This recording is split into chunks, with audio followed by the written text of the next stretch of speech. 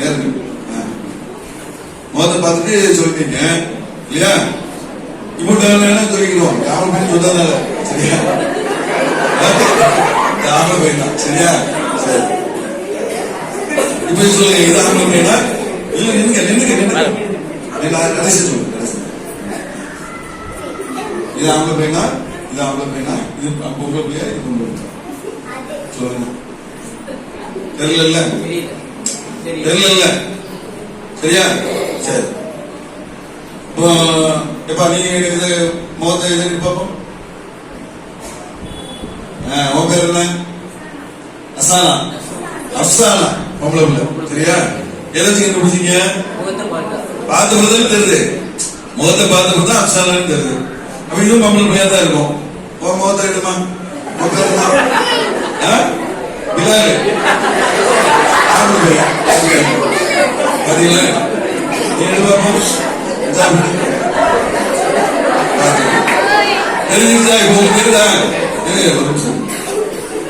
இத போறதுனாலதான் உங்களுக்கு ஆம்பளை பிள்ளையா பொம்பளை நம்ம நீங்க உங்க ஏரியால உள்ள பசங்க தான் இருக்கு. வேற வெளியும் ஏன் அப்படி இருக்க? வெளி ஏரியால உள்ள பிள்ளைங்க கிடையாது. உங்க ஏரியால உள்ள பிள்ளைங்கன்னா இது பிள்ளைங்க ரொம்ப நீங்க அனஸ் ரெண்டு பசங்களும் உங்க தெரிஞ்ச பசங்க தான் சரியா? ஆனா உங்களுக்கு ஹிஜாப் அணிந்து இருக்கும் போது எப்படி தெரிஞ்சு? ஹிஜாப்னா முகத்தை மூடி இருக்கும் போது எப்படி தெரிஞ்சு? பொம்பளை பிள்ளை தானே தெரிஞ்சு. இது மாதிரி நாங்க சின்ன பிள்ளைக்கான ஒரு காட்டுறதுக்காக இது ஒரு மார்க்கத்துல ஒரு விழிப்புணர்வு தான்.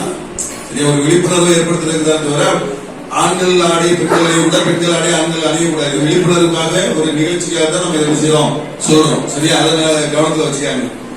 இப்போ இது மாதிரி பெரிய ஆளுங்க என்ன செய்யறாங்க? போட்டுட்டு போனா கூட மீச தாடிலாம் வச்சிருக்கிறாங்க இருக்கு.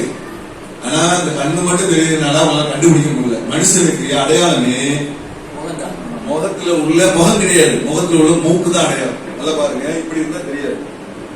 இத மறைச்சிட்டா இந்த மூக்கு இருக்குல்ல, இந்த மூக்கை மறைச்சிட்டீங்கன்னா யாருக்கும் தெரியாது. மூக்கு தான் அடையாளம், முகம் கூட கிடையாது. மூக்கு தான். இந்த 4 விரல வச்சு இந்த மூக்கு மறைச்சிட்டீங்கன்னா யாருமே தெரியாது. அப்போ இப்படிப்பட்ட சட்டத்தையும் அல்லாஹ் சொல்லியிருப்பான்னு ஒரு கேள்வி வருது இல்ல? ஆனா பெண்ணாலே கண்டுபிடிக்க முடியல, பிரச்சனை வருது அப்படிங்கிற ஒரு சட்டத்தை அல்லாஹ் சொல்லுவானா? அல்லாஹ் சொல்ல முடியும். அல்லாஹ் பொறுத்த வரைக்கும் அல்லாஹ் ஒழுக்கம் உள்ள பெண்கள் என்று அறியப்பட வேண்டும் என்றுதான் இலாப கூட சொல்றாங்க இல்லையா?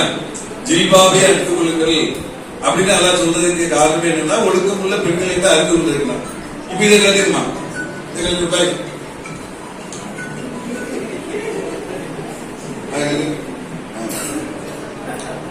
பாருங்க, ஏற்று ஊற்றலாம் பாருங்க, எவ்வளவு டிஃபரன்ஸ் பார்த்தீங்களா? இதை எடுத்து மணி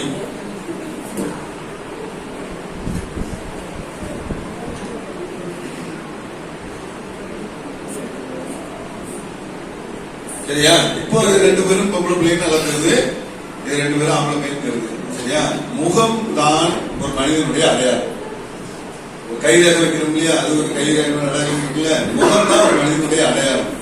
அப்போ நம்ம அடையாளத்தையே மறைச்சுன்னு சொன்னா எப்படி கண்டுபிடிக்க முடியும்? ஒரு 100 பள்ளிக்கூடத்துல உங்களுக்கு தெரியுதுக்கான்னு சொல்ற பள்ளிக்கூடத்துக்கு பிள்ளைங்க இருக்குது. நீங்க பிள்ளைங்களை கூப்பிடுறதுக்காண்டி ஒரு 100 பெண்கள் போறாங்க, முகத்தை மூடிட்டு. அந்த பிள்ளைங்களுக்கு தன்னுடைய தாய் கூட கண்டுபிடிக்க முடியாது. கணவனுக்கு எப்படி மனைவி கண்டுபிடிக்க முடியும்? ஒண்ணு அப்படி இருக்கு இல்லையா? மனைவி எந்த மூஞ்சியும் போய் பார்த்தா அது ஒரு சந்தேகம் என்ன வருமா இல்லையா? ஏன் நம்மளுக்கு பாக்குறாரு வருமா இல்லையா?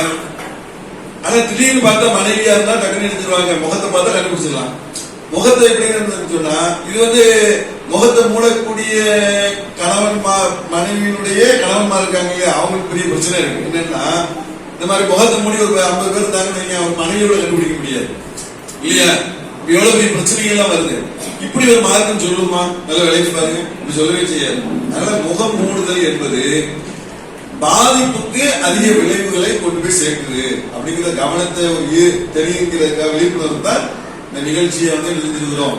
மற்றபடி ஆடை ஆணாடை பெண்ணாடைகள்லாம் மாத்தி அணியக்கூடாது. விழிப்புணர்வுக்கான ஒரு விஷயம் தவிர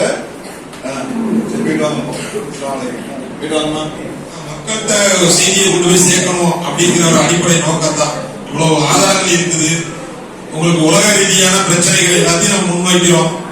பெண்களாகிய நீங்கள் உங்களை எவ்வளவு சீக்கிரம் கொண்டு போய் சேர்க்கிறோமோ அப்ப விழிப்புணர்வு ஏற்பட்டுச்சுன்னா மக்கள்கிட்ட நல்ல ஒரு மாற்றம் ஏற்பட்டுங்கிற ஒரு நம்பிக்கையில தான் இந்த பிரச்சாரம் முன்வைக்கும். அப்ப முகத்தை மூடுறதுங்கிற ஒரு விஷயங்கள் இருந்துச்சா அப்படின்னு கேட்டா நபிமார்கள் மனைவிக்கு மட்டும்தான் அப்படி ஒரு சட்டம் இருந்துச்சு. நபிமார்கள் மனைவிக்கு அல்லாது என்ன சொல்லியிருந்தா அப்படின்னு சொன்னா நீங்க மற்ற பெண்கள் போல கிடையாது, அவங்களுக்கு தனியா சில பிரத்யேகமான சட்டம் இருந்துச்சு. அவங்க ரசூலா இறந்ததுக்கு அப்புறம் கூட வேறு கணவரை அவங்க திருமணம் முடிக்க கூடாது, அவங்களுக்கு அப்படி ஒரு. அதே மாதிரி அவங்க நபிமாரோட மனைவிமார்கள் யாருன்னா பூமிகள் அனைவருக்கும் அவங்க தான் தாய் சரிங்களா. நம்ம எல்லாருக்குமே அவங்க அன்னையே இருக்கிற ஒரு அந்தஸ்து உள்ளவங்க, அதனால அவங்க திருமணம் முடிக்க முடியாது.